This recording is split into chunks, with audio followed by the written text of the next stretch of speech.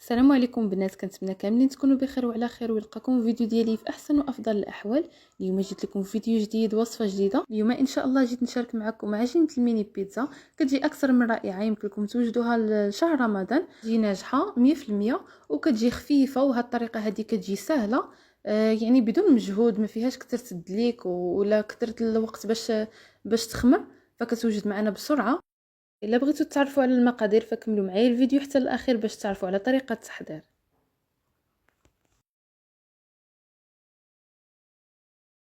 ونبداو بسم الله على بركه الله. في واحد الاناء عندي 2 كيسان ديال الفينو، غادي نضيف عليهم معلقه كبيره ديال السكر سنيده، ومعلقه كبيره عامره مزيان ديال الخميره ديال العجينه. استعملت خميره حبيبات، شويه د الملح على حسب الذوق، و3 ديال المعالق كبارين ديال الحليب المجفف. عندي هنا معلقه صغيره ديال الابزار، غادي نضيف عليهم كاس ديال الدقيق الابيض، وغادي نضيف شويه ديال الزعتر للتنسيم، كيبقى على حسب الرغبه هو والابزار. غادي نضيف كاس لاروب ديال زيت الزيتون،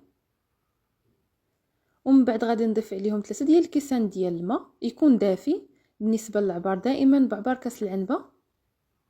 وغادي نخلطوا المكونات ديالنا على هذا الشكل هذا، غير بالطراب اليدوي. بالنسبه لهاد العجينه ديال البيتزا راه ما كتدلكش، وتبارك الله كتجي النتيجه ديالها زوينه.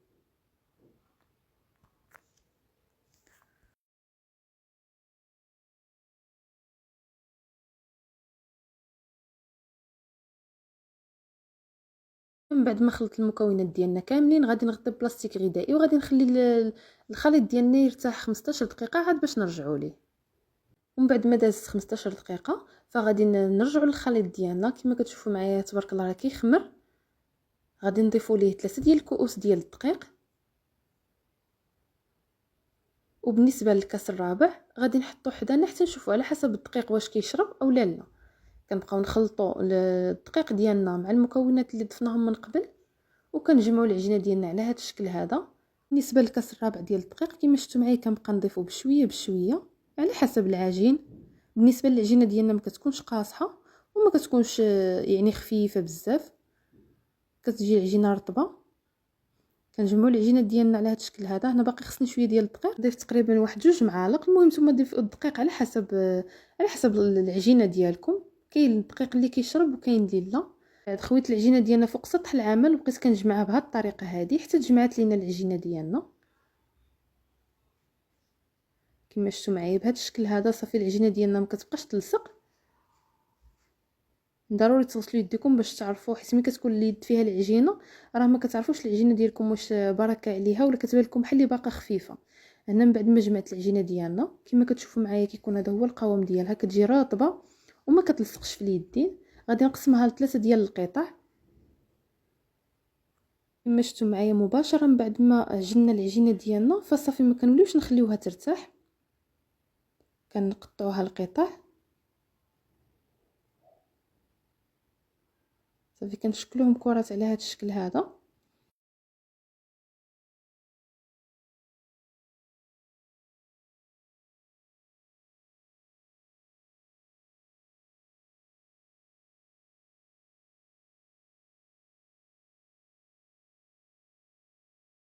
من بعد ما شكلت الكرات ديالنا ديال العجينه ضروري كنغطيوهم على هذا الشكل هذا، وكنهزوا قطعه ديال العجين صافي، وكنبداو نرشوا شويه ديال الدقيق وكنطلقوا العجينه ديالنا بالدلاك.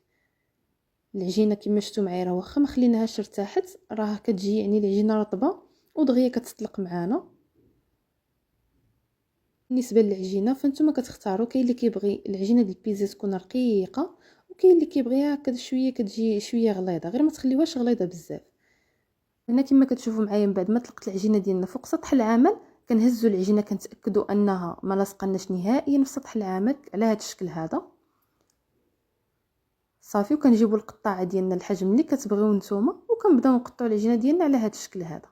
كما كتشوفوا معايا راه ما كديفورماش، فاش كتهزوها ما كتاكدوا انها ما لاصقاش في سطح العمل راه ما كديفورماش نهائيا، كتبقى شاده الحجم ديالها اللي قطعتوها فيه. ومن بعد غادي نجيب واحد الفرشيط وغادي نبداو نثقبوا العجينه ديالنا على هذا الشكل هذا باش ما تنفخش لينا في الفران.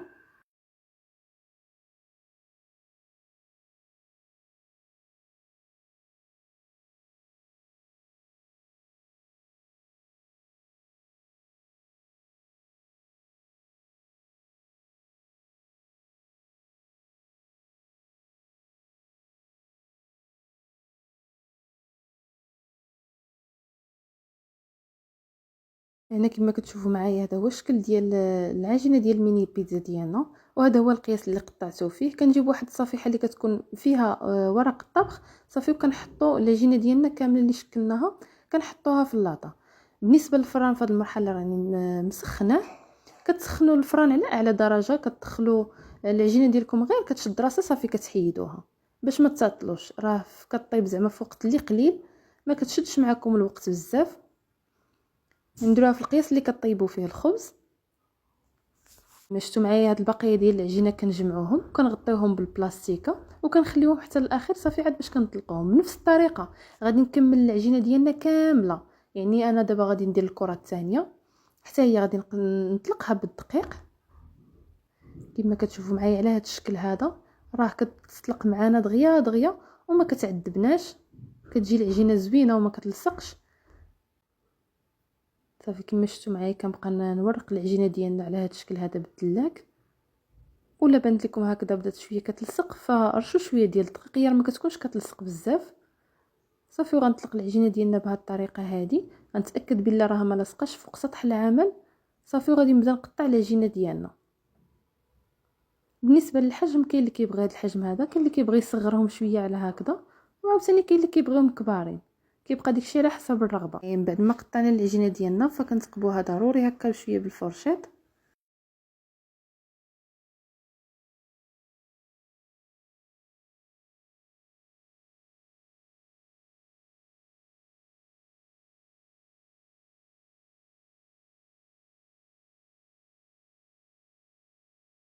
غادي نحطهم في اللاطه اللي غادي ندخلها للفران. كما كتشوفوا معايا الشكل ديالهم راه ما كيضيعش نهائيا، كيبقاو دايرين.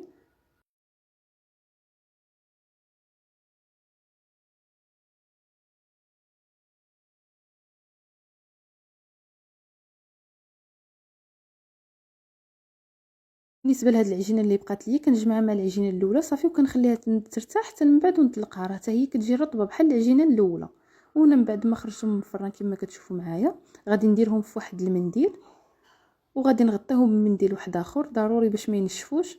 انا كما شفتوا معايا راه غير دخلتهم الفران غير تشمعوا شويه وخرجتهم، راه ما كنخليهمش نهائيا يتعطلوا في الفران، تقريبا واحد 5 دقائق صافي. غادي ندوز باش نطلق العجينه اللي بقات ليا بنفس الطريقه. كنطلقوا العجينه ديالنا باستعانه بالدقيق كما شفتوا معايا، ومن قبل ما نقطعوها ضروري كنتاكدوا انها ما لصقاش لينا فوق سطح العمل على هذا الشكل هذا. ومن بعد عاد كنقطعوها بالقطاعه ديالنا كما كتشوفوا معايا، راه العجينه نهائيا ما كديفورماش، كتبقى في الشكل اللي قطعناه بها راها كتبقى صافي. كنثقبوا العجينه ديالنا كما شفتوا معايا، العجينه ديالنا راه ما كتاخذش منا مجهود يعني اللي كبير بزاف، دغيا دغيا كتوجد ودغيا كتطلق. وبالنسبه للعجينه راه ما كتحتاج لا دليك لا والو، غير كتجمعيها بالدقيق صافي. هاد العجينه اعتمدوها، راه كتبقى من احسن الطرق ديال العجينه ديال الميني بيتزا. كتوجد معنا بالزربه، ما كديش معنا الوقت، وفي نفس الوقت كتكون النتيجه زوينه.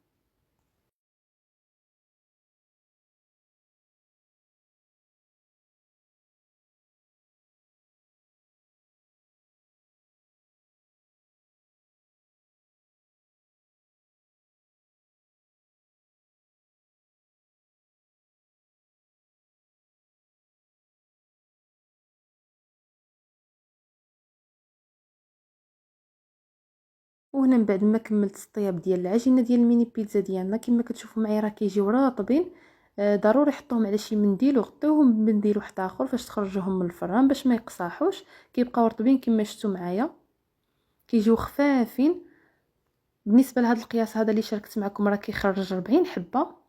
ما كتشوفوا معايا النتيجه كتجي زوينه، كيجيو رطبين بزاف تبارك الله. غير هما ما تخليوهمش يقصحوا في الفران، غير دخلوهم غير شويه يطلعوا صافي خرجوهم. بالنسبه للاحتفاظ فانا كنديرهم هكا في بلاستيكه، ولا يمكن لكم ديروهم في البواطات صافي وتدخلوهم المجمد حتى الوقيته اللي تبغيو تعمروهم عاد خرجوهم. وكانت هذه هي الوصفه اللي شاركت معكم اليوم والفيديو اللي شاركت معكم اليوم. فكنتمنى ينال الاعجاب ديالكم، وكنتمنى تدعموني بلي لايك والبارطاج مع الاحباب والاصدقاء باش تعم الفائده. وحتى اللي اول مره كتزور قناتي كنتمنى تشترك في القناه وتفعل زر الجرس باش دائما يوصلكم الجديد الفيديوهات ديالي. وشكرا لكم، ونتلاقاو في فيديو جديد ووصفه جديده ان شاء الله يا ربي.